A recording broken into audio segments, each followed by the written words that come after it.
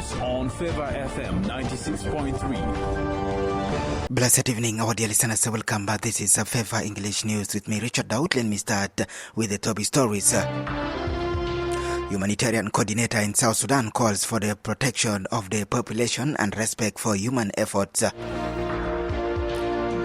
SPLM-IO halts participation in security mechanisms until political prisoners are freed.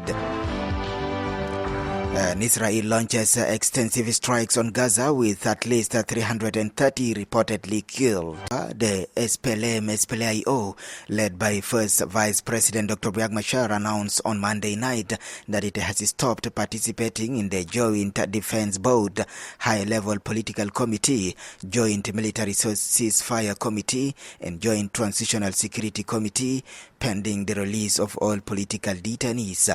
A press statement signed by Oyed Nathaniel Perino, Deputy Chairman and Deputy Commander-in-Chief of the opposition outfit, who is also the first Deputy Speaker of the National Legislative Assembly, said they decided, due to continued illegal detention of their ranking members, the deployment of Ugandan troops in South Sudan, and ethnic profiling of the Nuer community.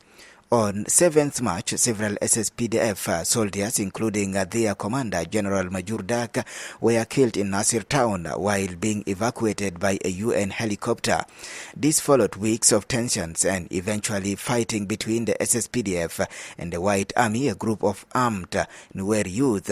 After the fighting in Nasir, security agencies detained Petroleum Minister Putkang Chol, who also doubles as the deputy chairman of higher-level political committee, General Gabriel Dublam, a deputy commander of defense forces and co-chair of the Joint Defense Board, Honorable Gatwich Lampuch, member of parliament, and Gamilo Gatmai Kel, and 19 others, SPLM-IO senior military officers and officials. Deputy Speaker Oyet says their continuous detention is provocative and illegal, and refers to them as political detainees. The humanitarian coordinator in South Sudan, Ms. Anita Kiki Gebeo, expressed deep concern over the escalating violence in Nasir, Olang, and Baliet counties, Upper Nile State, affecting the population and disrupting humanitarian operations. Ms. Gebeo calls on all those involved in the fighting to respect and protect the population, humanitarian workers, and critical infrastructure. The violence is putting already vulnerable communities at greater risk and forcing the suspension of life-saving services, she said. Since late February, the violence has displaced an initial 50,000 people, of which 10,000 have crossed into Ethiopia. The insecurity has led to the relocation of 23 humanitarian workers and the closure of the cholera treatment cholera treatment unit in Nasir, worsening the ongoing outbreak. Nasir, Olange, and Baliat report approximately 850 cases over this period. The situation in Nasir follows other incidents across South Sudan since January, including in the Greater Equatoria, Greater Bahr el-Ghazal, where violence has impacted the population and resulted into displacement.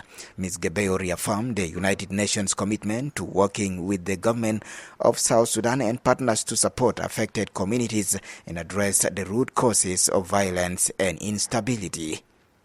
The South Sudan Law Society over the weekend faulted the government of Eastern Equatorial State for land corruption, saying officials allocated one plot of land in Torit town to more than 2 or 3 people, leading to conflicts.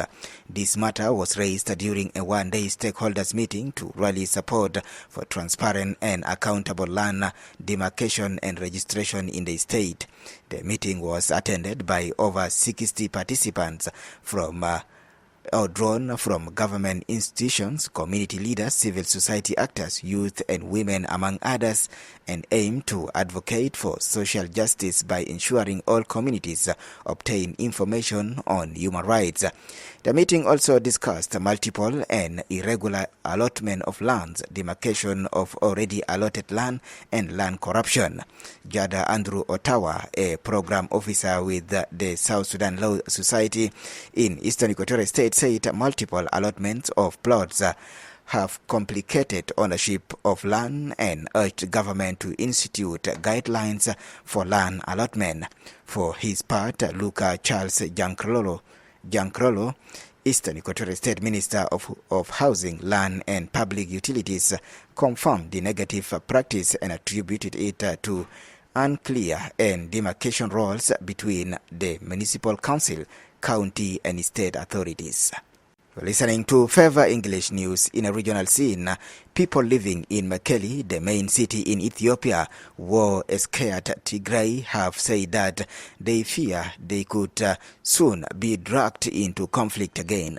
Growing tensions have threatened the fragile peace agreement signed in late 2022, which brought an end to a brutal civil war that claimed an estimated 500,000 lives. Many here are preparing for the worst, either leaving for the federal capital, Addis Ababa, on sold-out flights or stocking up on emergency supplies or withdrawing their savings from the bank. Tigray was the epicenter of the conflict. The guns were silenced when two of the main warring groups, Ethiopia's federal government and the Tigray People's Liberation Front, the leading political party in the region, signed a peace agreement. This led to the formation of an interim administration tasked with running the region until elections were held. But in recent months, there has been a growing power struggle between senior figures within TPLF and Tigray's interim administration. The administration accuses certain TPLF politicians of attempting to seize power by force. Some within the Tigray People Defense Front, Liberation Front, accuses the interim administration's leadership of failing to support ex-fighters or bring back people displaced by the war.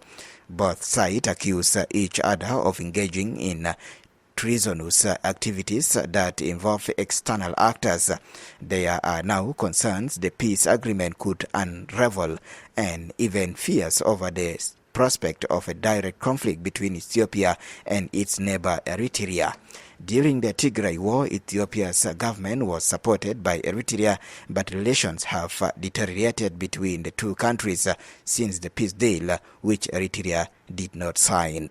Lastly, in the world news, explosion scenes over Gaza as Israeli military launches a new strike against Hamas. The Israeli military says it is carrying out extensive strike in the Gaza Strip with the Hamas-run health ministry reporting that at least 330 Palestinians have been killed. The Israel Defense Force said it was targeting what it called terror targets belonging to Hamas. Mahmoud Abu Wafa, the Deputy Interior Minister in Gaza and the highest-ranking Hamas security official in the territory, has reportedly been killed in a strike. This is the target. It is the largest wave of air strikes in Gaza since the ceasefire began on 19th January this year. Talks to extend the Gaza ceasefire have failed to reach an agreement. Many people were having their pre-dawn meal due to it being the holy month of Ramadan when explosions started in Gaza, witnesses have said. More than 20 Israeli warplanes flew over. They said the planes then began to hit targets in Gaza City, Rafah and Khan Yunus. Israeli Prime Minister Benjamin Netanyahu and Defense Minister Israel Katz ordered the strikes on Tuesday morning, according to a statement from the Prime Minister office. Israel's ambassador to the United Nations, Danny Danon, warned Hamas to release all the hostages, stating, I quote, "We will show no mercy on our enemies." Hamas has responded furiously, accusing Israel of treachery for over overturning the ceasefire agreement. It also says Israel is exposing the remaining Israeli hostage held in Gaza to an unknown fate, but Hamas has not yet declared that it is resuming the war, instead calling on mediators and the United Nations to intervene.